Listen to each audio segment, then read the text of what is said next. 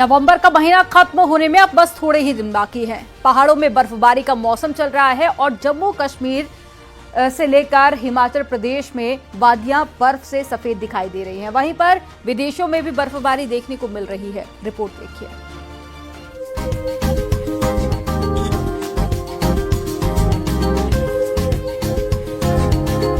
जम्मू कश्मीर से लेकर हिमाचल प्रदेश के ऊंचाई वाले इलाकों में मौसम पूरी तरह बदल गया है। ऊंचे ऊंचे पहाड़ों में हिमवर्षा देखने को मिल रही है। जम्मू कश्मीर के कुपवाड़ा की तस्वीरें देखिए, जहां तक नजर जाएगी बस बर्फ ही बर्फ नजर आएगी। सड़कों पर भी बर्फ की मोटी मोटी परत चढ़ी हुई है। बर्फबारी से रास्ते पूरी तरह बंद हो चुके हैं। माछिल रोड में बर्फ हटाने का काम लगातार किया जा रहा है, लेकिन बर्फबारी के न रुकने से काफी दिक्कतें आ रही हैं। सड़कों पर बार बार बर्फ आ रही है। माछिल के अलावा करड़ा में भी भारी बर्फबारी हुई है। बांदीपोरा में भी हिमपात हुआ है। ताजा बर्फबारी के चलते पुंछ राजौरी जिलों को कश्मीर से जोड़ने वाली ऐतिहासिक मुगल रोड यातायात के लिए बंद की गई है। पीडब्ल्यूडी मैकेनिकल इंजीनियरिंग विंग को बर्फ हटाने के लिए बुलाया गया है। लद्दाख में हर तरफ बर्फ की चादर बिछी हुई है। घर के घर बर्फ की आगोश में हैं। पहलगाम और गुलमर्ग में 0 से नीचे तापमान दर्ज किया गया है।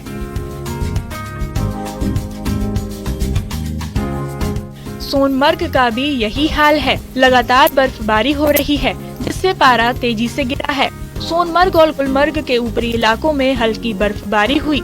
कश्मीर के अलावा जम्मू रीजन में भी तापमान में गिरावट दर्ज की गई है। वहीं हिमाचल प्रदेश में लेह को मनाली से जोड़ने वाली अटल टनल के आसपास भी बर्फबारी शुरू हो गई है।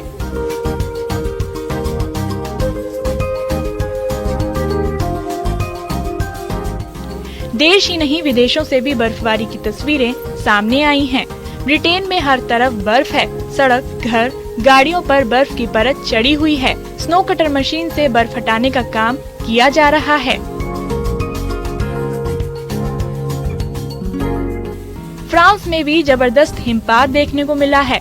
राजधानी पेरिस का ये हाल है। हिम वर्षा से हर तरफ सफेद नजारा है। पर्यटक बर्फबारी का लुत्फ उठा रहे हैं। Bureau report, news 18।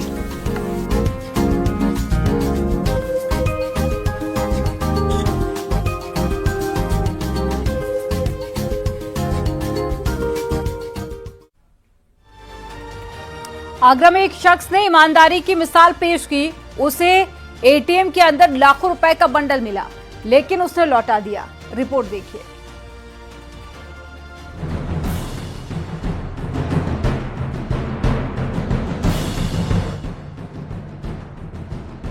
आगरा से एक शख्स ने ईमानदारी की ऐसी मिसाल पेश की है, जिससे हर कोई उसकी तारीफ कर रहा है।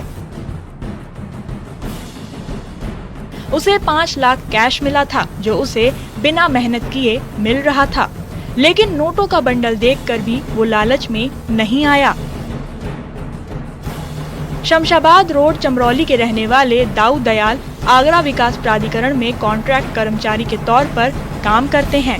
शनिवार की दोपहर को उन्हें कैश की जरूरत पड़ी। इसके लिए वो अपने दफ्तर के पास पीएनबी के एटीएम में पहुंचे, लेकिन जैसे ही वो एटीएम के अंदर दाखिल हुए, वहां जो देखा उससे वो हैरान रह गए। जमीन पर 500 के नोटों का बड़ा बंडल दिखाई दिया, लेकिन उनका ईमान नहीं डिगा। उन्होंने पता लगाने की कोशिश शुरू कर दी। आखिर इतना कैश कौन रखकर छोड़ गया? सबसे पहले उन्होंने सिक्योरिटी गार्ड से बात की। एटीएम मशीन में आने वाले लोगों के बारे में पूछा। तब सिक्योरिटी गार्ड ने बताया कि कुछ देर पहले एटीएम में रुपए भरने वाले कर्मचारी यहां आए थे, जिससे ये अंदाजा लग गया कि गलती से वो कर्मचारी नोटों का बंडल छोड़कर चले गए, जिसमें 5 लाख रुपए थे।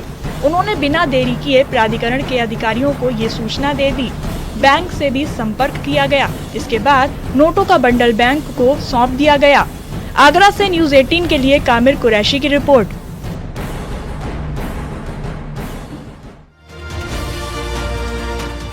मथुरा में एक शादी की खूब चर्चा हो रही है। यहाँ पर दूल्हा अपनी दुल्हन की विदाई के लिए हेलीकॉप्टर ले आया। जैसे ही इस खबर का पता चला, इलाके के लोग हेलीकॉप्टर को देखने के लिए पहुंच गए। रिपोर्ट देखिए।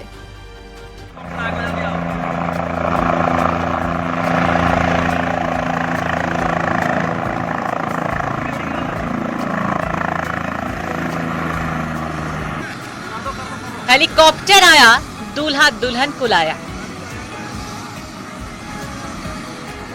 शादी का सीजन चल रहा है, ऐसे में शादी को यादगार बनाने के लिए कुछ लोग नए नए प्रयोग करते हैं।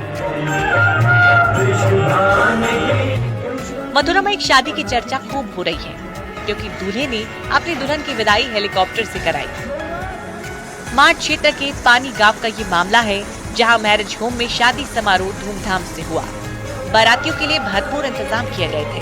वहीं जब दुल्हन की विदाई की बात आई तो कुछ अलग ही देखने को मिला, जिसकी किसी ने उम्मीद भी नहीं की थी। दुल्हन की विदाई के लिए गांव में हेलीकॉप्टर आया। धूल उड़ाता हुआ हेलीकॉप्टर मैदान में उतरा। उसकी गड़गड़ाहट सुनकर लोग भी अचंभित थे। ग्रामीण बेहद ही उत्साहित नजर आए, क्योंकि गांव में पहले कभी शादी में किसी ने हेलीकॉप्टर का इस्तेमाल नहीं किया था। जीएस इंटर कॉलेज के खेल मैदान पर बने हेलीपैड के पास भीड़ जमा हो गई। क्या बच्चा, क्या बुजुर्ग, हर कोई वहां पहुंचा हुआ था। दुल्हन के पिता नहीं है, उनके रिश्तेदार ने उनकी शादी करवाई। दुल्हन को उसके घर से विदा करने के बाद हेलीपैड ले जाया गया, जहां ग्रामीणों से आशीर्वाद लेने के बाद वो हेलीकॉप्टर पर बैठी। नई नवेली दुल्हन दूल्हे के साथ मथुरा की नगला भराव अपने ससुराल के लिए रवाना हो गई। इस तरह पानी गांव के लोगों के लिए ये शादी यादगार बन गई, क्योंकि गांव वालों के लिए भी ये अलग अनुभव था। मथुरा से न्यूज़ 18 के लिए नितिन गौतम की रिपोर्ट।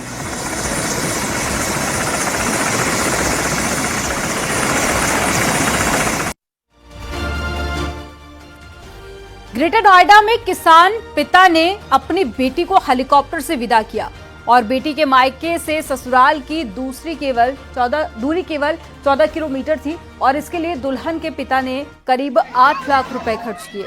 मामला रघुपुरा थाना क्षेत्र का है। तस्वीरें आप देख रहे हैं। अंजलि राजपूत की विदाई देखने के लिए हजारों की संख्या में लोग पहुंचे और सुरक्षा व्यवस्था के लिए भी एसीपी समेत 27 पुलिसकर्मी तैनात किए गए थे।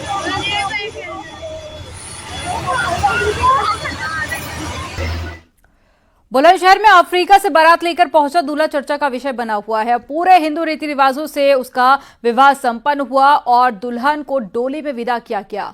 कैलिफोर्निया से दुल्हन आई थी और दूल्हा अफ्रीका से बारात लेकर पहुंचा था। दूल्हा दुल्हन दोनों मूल रूप से भारत के रहने वाले हैं, लेकिन बचपन से ही पढ़ाई लिखाई विदेश में हुई। दोनों की इच्छा थी कि वो अपनी शादी भारत में करें, इसलिए यहाँ पर आए।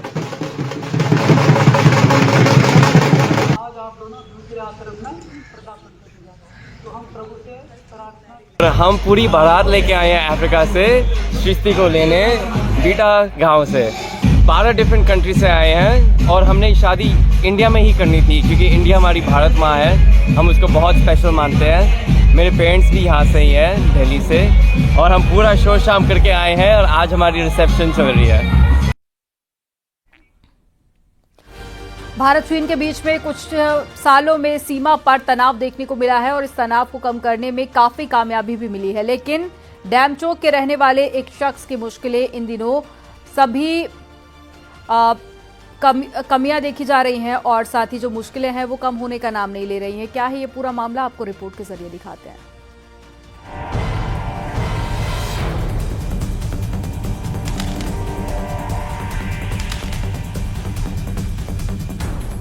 लद्दाख के डेमचौक के निवासियों के लिए याक पालना वैसा ही है जैसे मैदानी इलाकों में लोग गाय भैंस पालते हैं। याक का ये काफिला घास चरने के लिए झुंड बनाकर निकलता है और अक्सर एलएसी के पार चला जाता है। डेमचौक के रिगजेन तांगे के याक भी पिछले 7-8 सालों से गायब हो रहे हैं। अभी तक रिगजेन तांगे कुल मिलाकर 81 याक खो चुके हैं। उनका कहना है कि एक बार तो 2 चीनी महिलाएं तिब्बती महिलाओं की तरह कपड़े पहनकर आईं और उनके याक लेकर चली गईं। तो आपका याक मिसिंग है, आपने बोला बॉर्डर साइड में। मैं डेमचौक कुल इन दोनों के एक सरपंच भी है, इसकी ज्यादा मैं याक पालने वाला और जानवर पालने वाला। हमें मवेशी इसलिए ज्यादातर याक जो है तो पहाड़ी में रहता है, शाम को जब रखता है सुबह रात को निकल जाता है, इसलिए प्रॉब्लम होते है। बहुत बड़ा रिकेश क्या है 2017 से लेके 19 तक मेरा 47 याक घूमना ना कुछ सब पता नहीं चले किसे नहीं चला। रिगजन इन याक के गायब होने पर एमपी से लेकर पुलिस और आर्मी तक के सामने गुहार लगा चुके हैं, लेकिन उन्हें उनके याक वापस नहीं मिले। 2016 से 2021 के बीच उनके 47 याक गायब हो गए। साल 2022 में उनके 22 याक सीमा पार चले गए, जबकि इस साल यानी 2024 के फरवरी महीने में 13 याक चीनी सीमा में चले गए। रिगजन ने न्योमा के एसडीएम को पत्र लिखकर मदद की गुहार लगाई है। रिगजन की तकलीफ यह है कि उनके जीवन यापन का एकमात्र साधन ये याक है, लेकिन उन्हें याक के सीमा पार चले जाने से भारी नुकसान उठाना पड़ रहा है। पिछले साल से लेकर आज तक जो मेरा टोटल 12 याक और दूसरे इसका भी या तो कहीं गुम या और घोड़े काफी गुम हुए, लेकिन मैं अदालत कुछ एप्लीकेशन में ऊपर वाले आदेश भी दिया, रिपोर्ट भी किया, ऐसे किया, लेकिन हमारा जिन्ना या चना का याक जैसे जमुन है, चना का याक आ जाए तो पूरा चारा खा जाता, खत्म कर देता। उसके बाद में हमारा याक भी मिक्स हो जाता। हमारे फौजी लोग हम चना का याक भी बढ़ा देता है, हमारे याक भी उनके साथ। कल परसों जिस टाइम में सितंबर में उधर जाकर डेमजोंग में जाकर कोई चना के बीच में याक है ना, चना वालों को बोला ये हमारा ये याक है, तुम बात नहीं करते तो बात नहीं करता, निकल गया। और 2 लड़की था वो भी नहीं, एक लड़का बैठा, 3 याक उसी के अंदर है। याक को पालने में आने वाले खर्चे को देखें तो पिछले करीब 10 सालों में रिगजन को लाखों रुपयों की चपत लग चुकी है, लेकिन उनकी सुनवाई नहीं हो रही है। उनका कहना है कि अक्सर चीन के याक भी हमारी सीमा में प्रवेश कर जाते हैं, लेकिन उन्हें इंडियन आर्मी वापस चीनी सीमा में भेज देती है। मोरूप एस्टेंजिन, न्यूज 18, लद्दाख। और लखनऊ से खबर है, जहां पर ऐशप्रा ज्वेलर्स का 11वां शोरूम खुला है। हजरतगंज में ऐशप्रा ज्वेलर्स के पहले शोरूम का शुभारंभ हुआ और 1940 में बालकृष्ण सर्राफ और उनकी पत्नी प्रकाशी देवी सर्राफ ने किराए की छोटी सी दुकान से इस कंपनी की शुरुआत की थी। ऐशप्रा के गोरखपुर में 2 शोरूम हैं और इसके साथ ही अयोध्या, आजमगढ़, बलिया, पठरूना, देवरिया, बस्ती और खलीलाबाद, रायबरेली के बाद में अब लखनऊ में इसका 11वां शोरूम खुल चुका है। ऐशप्रा ज्वेलर्स के दोनों डायरेक्टर अतुल सर्राफ और अनूप सर्राफ ने कहा कि हम 18 कैरेट में भी लोगों को ऑप्शन दे रहे हैं। हमें देश दुनिया के स्तर पर कई अवार्ड भी मिले हैं। हम ग्राहकों में अपना विश्वास कायम किए हुए हैं।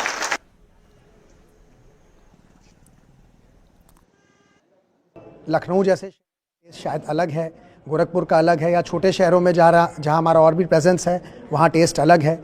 तो हम लोगों की विशेष ध्यान मर्चेंडाइजिंग पे रहता है, जिसकी वजह से सही प्रोडक्ट सही मार्केट में पहुँच सके, ये हमारा ध्यान रहता है। इन हाउस डिज़ाइनिंग टीम है, हम लोग की प्रोडक्ट डेवलपमेंट टीम अलग है, मर्चेंडाइजिंग टीम अलग है, जो कि मार्केट स्पेसिफिकेशन टेस्ट को स्टडी करके उस मार्केट में क्या चलेगा नहीं चलेगा उसको एनालाइज करके तब प्रोडक्ट डेवलप होता है। Tie, trust, integrity and ethics, इसको हम लोग लेके चलते हैं और इसी कारण से हम लोगों के दिलों में रहते हैं। और लोगों के दिलों में रहते हैं तो निश्चित ही लखनऊ में हमको उम्मीद नहीं, पूरा अटूट विश्वास है कि हम लोग निश्चित रूप से सफल होंगे। हम लोग जरूर यहाँ के लोगों को कुछ बेहतर दे सकेंगे।